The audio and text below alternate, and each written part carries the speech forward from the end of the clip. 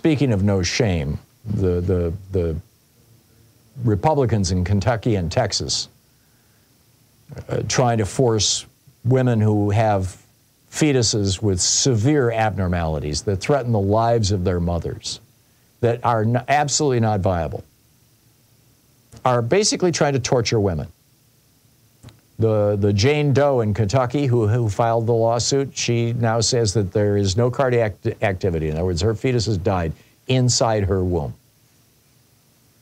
while waiting to get an abortion because it was going to die.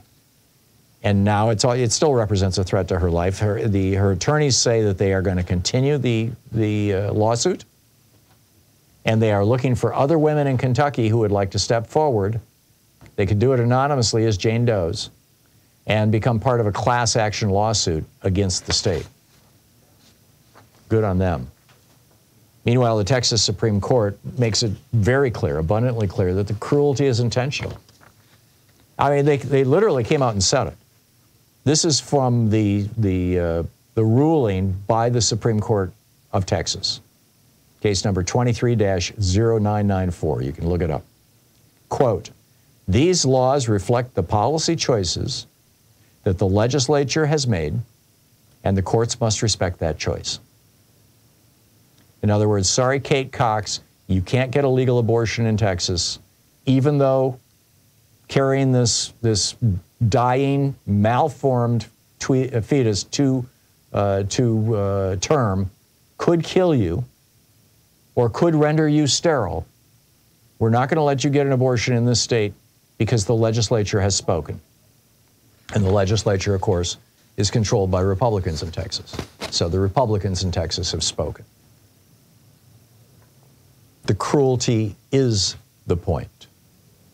And now, on top of this, we just heard, and this is actually good news, that the Supreme Court is taking up, or so far it's good news, that the Supreme Court is taking up this case of mifepristone, the abortion drug that was banned down in Texas by Matthew Kacsmaryk, the crazy right-wing judge, and has been put on hold by the Supreme Court.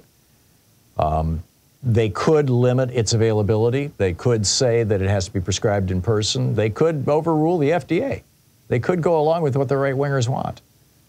I suspect they won't, but God only knows. But they said, okay, we'll take up the case. And for the moment, I mean, had they not taken up the case, then the restrictions on mifepristone that the Fifth Circuit had gone along with, you can't send it through the mail and stuff like that, those would still be into effect.